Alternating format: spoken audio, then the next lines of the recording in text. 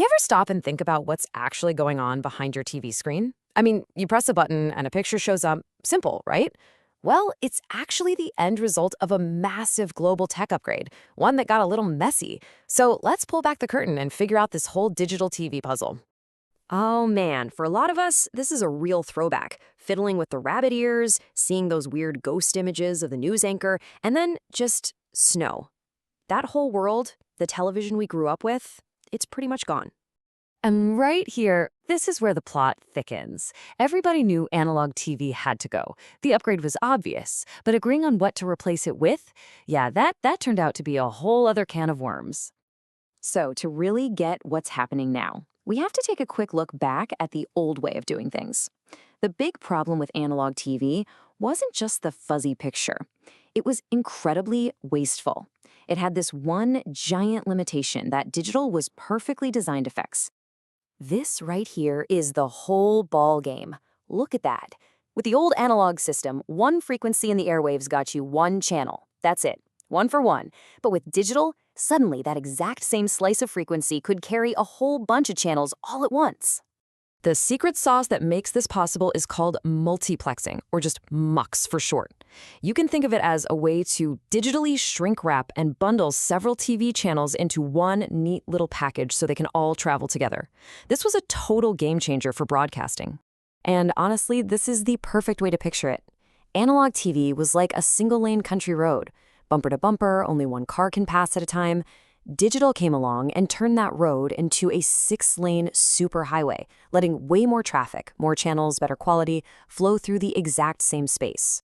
So, boom, we've got this amazing new technology, this superhighway for television. A new digital era had begun, and the next step seemed pretty clear. I mean, you would think so, wouldn't you? It just makes sense. The whole world gets together, agrees on one single unified system, and everybody's happy. But, nope. That is not what happened. Instead of one clear road, the world basically split. Different countries and entire continents looked at the options on the table and went in completely different directions. And that decision is what created the complicated digital map we have today. Okay, so let's meet the Big Four. These are the major competing standards that carved up the globe. Their names are a bit of an alphabet soup, but they're the reason your TV works or doesn't, depending on where you are in the world. You've got ISDBT, which kicked off in Japan. Then there's ATSC, that's the one they use in North America. DVB is the super flexible system that took over Europe, Australia, and a lot of other places. And finally, there's DMBT/H, which is China's homegrown standard. Now, what's so interesting is that even though these systems were competitors, most of them were built to solve the same problem. They were designed to fit inside that old 6 megahertz space that a single analog channel used to occupy. It's like they were all trying to build a better engine that would still fit under the old car's hood. This table gives us a really great at-a-glance look. You can see ISDBT in Japan and South America is really known for building mobile TV right into its DNA from the start. ATSC in North America took a totally different technical path with its single carrier design. DVB is like the Swiss Army knife. It can do terrestrials, satellite, cable, you name it. And DMBTH in China really focused on broadcasting to both big screens and handheld devices. So, what's the big deal? What actually makes them so different from each other when you look under the hood? Well, it really boils down to one major technical choice about how they send the signal through the air.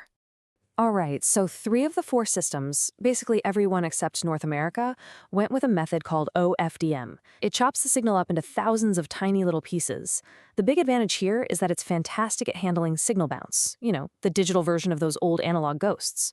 But the ATSC standard in the US and Canada, they went with one big, powerful carrier. It's a simpler, more brute force approach, which has its own set of pros and cons. Okay, so we've got multi-carriers and single carriers and a bunch of acronyms, but so what? How does this global tech mess actually impact you, me, and the TV in our house?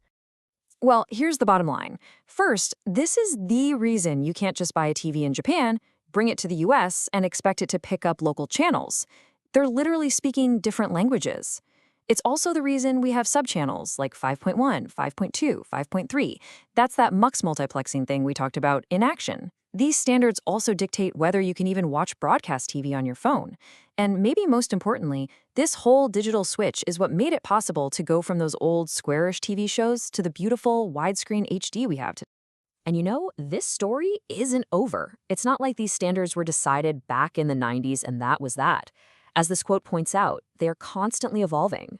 ASTC 1.0 is now giving way to ASTC 3.0. DVB became DVB-T2. It's this continuous process of improvements built right on top of the old ones. Which brings us to the elephant in the room. After all of this work, this incredible, complicated, global journey to perfect over-the-air TV, we're all just watching Netflix, right? In a world of internet streaming, what does the future even look like for the original way we all watch television? It's a heck of a question to think about.